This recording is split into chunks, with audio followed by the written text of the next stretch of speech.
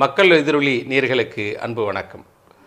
இன்று நம்மோடு இணைந்திருப்பவர் விடுதலை சிறுத்தைகள் கட்சியின் முற்போக்கு மாணவர் கழகத்தின் மாநில துணை செயலாளர் அன்பு தோழர் தயார் நெப்போலியன். வணக்கம் தோழர். வணக்கம். எப்படி இருக்கீங்க? நல்லா இருக்கு. மகிழ்ச்சி.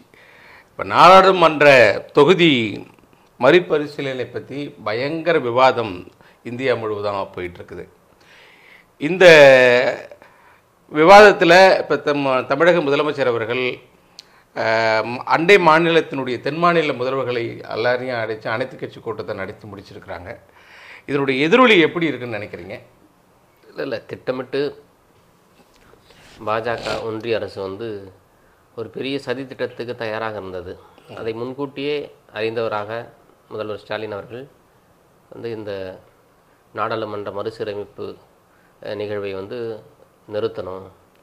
எப்படி சோனியா காந்தி அவர்கள் அம்மையார் சோனியா காந்தி அவர்கள் ஆட்சி செய்தப்போ 25 ஆண்டு காலம் தள்ளி போட்டாங்களோ, அதற்கப்புறம் வாஜ்பாய் அவர்கள் பீரியடில் எப்படி 25 ஆண்டு காலம் தள்ளி போட்டாங்களோ, அதே காரணமும் இன்னமும் இருக்கிறது இங்கே இந்திய தேசத்தில். அதனால் நீங்கள் இப்போ அந்த தொகுதி மறுசீரமைப்பு செய்ய தேவையில்லை, இன்னும் 25 ஆண்டு தள்ளி போடணுங்கிற ஒரு எண்ணத்தோடு இன்றைக்கி ஏற்கனவே தமிழ்நாட்டில் அனைத்து கட்சி கூட்டத்தை கூட்டியிருக்கிறார். அதன் அடிப்படையில் எந்த மாநிலங்கள்லாம் பாதிக்கப்படுதோ, ஒன்றிய அரசின் இந்த நயவஞ்சக திட்டத்தால் எந்த மாநிலங்கள்லாம் பாதிக்கப்படுகிறதோ அந்த மாநிலங்கள்லாம் இன்றைக்கி ஒருங்கிணைந்திருக்கிற ஒரு பெரும் முயற்சியாக தமிழக முதல்வர்கள் இன்றைக்கி இந்த நேற்று அந்த ஒரு கூட்டத்தை கூட்டியிருக்கிறார். அது வரவேற்கத்தக்கது. இது ஒரு ஒன்றிய அரசு தான் தோண்டித்தனமாக செய்வதை தடுத்து நிறுத்துவதற்கும் அவர்களை மடைமாற்றம் செய்வதற்கு அவர்களுடைய எண்ணங்களை மாற்றுவதற்கான ஒரு முயற்சியாக இந்த கூட்டம் இருக்கும் என்று நான் நம்புகிறோம்.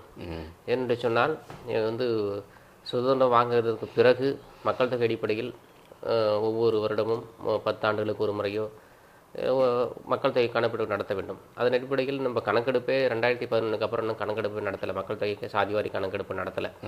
இப்போ இதெல்லாம் ஏகப்பட்ட சிக்கல்கள் இருக்குது.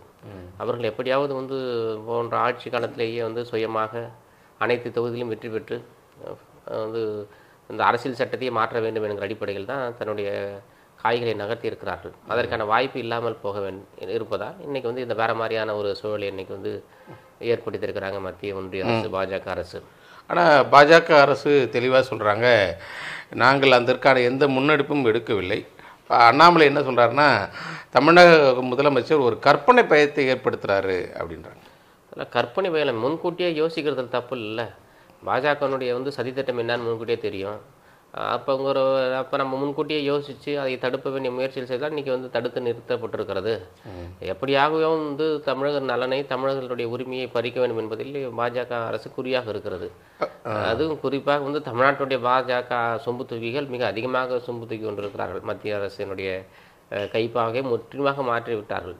சில ஆட்சி காலம் என்ன பண்ணால் மத்திய அரசு தமிழர்களுக்கு எதிராக இருந்தாலும் மாநில அரசுகள் அதற்கு தன்னுடைய கருத்தை பதிவு செய்யும். இதுமாதிரி இது நீங்கள் அந்த மாதிரி திட்டங்கள் கொண்டு வந்தீங்கன்னா நாங்கள் மாநிலத்திலே கட்சி நடத்த முடியாது, மக்கள் வாக்களிக்க மாட்டாங்க, மக்களுக்கு எதிராக நிற்கும், அதனால் கொஞ்சம் சாஃப்ட் கார்னர் பண்ணுங்கன்னு சொல்லுவாங்க. ஆனால் தமிழகத்தினுடைய பாஜக முழுக்க முழுக்க தமிழர்களுக்கு எதிரான கட்சியாக இன்றைக்கு பரிணமித்திருக்கிறது.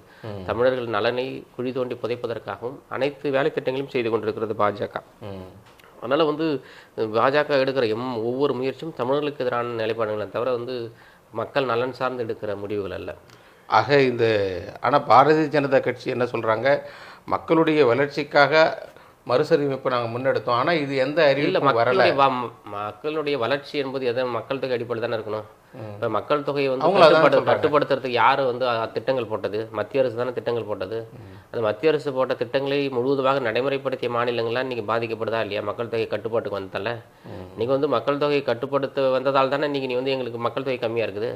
நீ இல்லைன்னு சொன்னால் நாங்கள் அந்த வட மாநிலங்களான நாங்கள் பீகார் அந்த பகுதியில் உத்தரப்பிரதேசம் போல மக்கள் கணக்கில் இல்லாமல் குழந்தைகளை பெற்றுக்கொண்டு இன்றைக்கி பெரிய ஒரு நிர்பந்தம் இருக்கும்ல, இந்தியாவே நிர்பந்தம் இருக்கும்ல. இப்போ அதையெல்லாம் மாற்றி ஒரு அரசு திட்டங்கள் கொண்டு வந்தால் அந்த அரசு திட்டங்களை கடுமையாக நடைமுறைப்படுத்துகிற ஒரு மாநிலமாக தமிழ்நாடு இருக்கிறது. குறிப்பாக தென் மாநிலங்கள் இருக்கிறது. இப்போ இதையெல்லாம் வைத்து ஒரு அரசு ஒரு மக்களை குழப்புகிற வேலையை செய்வதற்கான எல்லா முயற்சிகளையும் பாஜக அரசு செய்கிறது. அதில் ஒரு முயற்சி தான் நாடாளுமன்றத்தில் சீட்டை வந்து கம்மி பண்ணணும் ஒரு மாயை உருவாக்குவதாக நடக்கிற முயற்சிகள் தான் அந்த முயற்சி. அதிகப்படுத்த நினைக்கிறாங்க. நம்ம கம்மிப்படுத்துகிறோம். நம்ம தென் மாநிலங்களில் வந்து நாடாளுமன்ற மக்கள் தொகைன்னு பார்த்தீங்கன்னா கம்மியாக தான் ஆகும். ஏன்னா மக்கள் தொகை அடிப்பில் பார்த்தீங்கன்னா அப்படி தானே நடக்கும். அப்போ இது வந்து இன்றைக்கி தேவையில்லாத ஒன்றுன்னு சொல்கிறேன் நான்.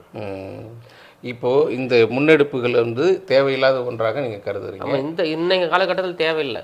அதனால் வந்து இன்னும் 25 காலம் தள்ளி போட்டு விட்டு சரி, அதற்கப்புறம் அப்போது என்ன கால சூழல் ஏற்படுகிறதோ அதன் அடிப்படையில் வந்து இவங்க வந்து முடிவெடுத்துட்டு போகலாம்.